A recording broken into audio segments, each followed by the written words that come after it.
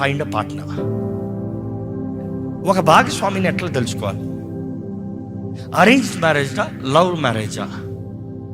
Love marriage చేసుకోవచ్చా, లేకపోతే arrange మ్యారేజే చేసుకోవాలా?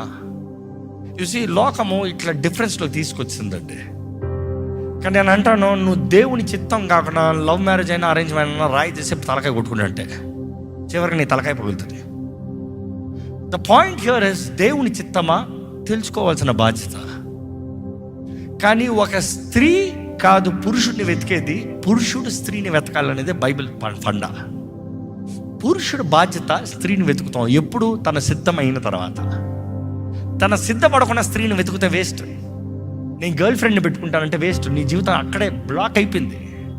నీ గురి చేరాలి, గమ్యం చేరాలి, నువ్వు రావాల్సిన స్థాయికి రావాలి, నీలో ప్రిపరేషన్ కలగాలి. Now I'm ready to bear the next. నువ్వు మోస్తానికి సిద్ధం లేకుండా నేను వెళ్తానంటే మొత్తానికి నీ జీవితం మూసిపోతుంది. జాగ్రత్త. First come to a level where you are ready to get married. నేను ఎప్పుడు ఆ మాట చెప్తాను, ఎందుకంటే ఉదాహరణ చెప్తాం. నువ్వు ఒక 16 సంవత్సరాలకి ఒక అమ్మాయిని ఇష్టపడ్డావు. 16 సంవత్సరాలకి నువ్వు ఉన్న స్థాయి ఎక్కడున్నావు? ఒక స్టూడెంట్గా ఉన్నావు. 16 సంవత్సరాలకు ఉంటున్నావు, ఈ అమ్మాయినే నేను పెళ్లి చేసుకుంటాను. నీ జీవితం స్థిరపరచబడలే, నీలో నా వరం ఏంటో తెలుసుకోలే, దేవుని చిత్తం ఏంటో గ్రహించలే, రక్షించబడలే, లోక మార్గంలో ఉన్నావు. కానీ ఈ అమ్మాయినే పెళ్లి చేసుకోవాలని పట్టుబట్టావు.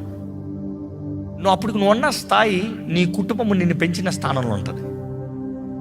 కానీ what if your calling is something great and దేవుడు నిన్ను ఒక గొప్ప స్థాయికి ఎదుగుని తీసుకుని వెళ్తున్నాడు. Do you realize the partner matters the most?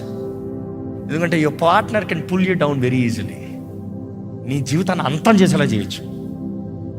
అందుకని అంటాను, before you find out yourself, don't be too quick to find out who you gonna marry. First get a purpose.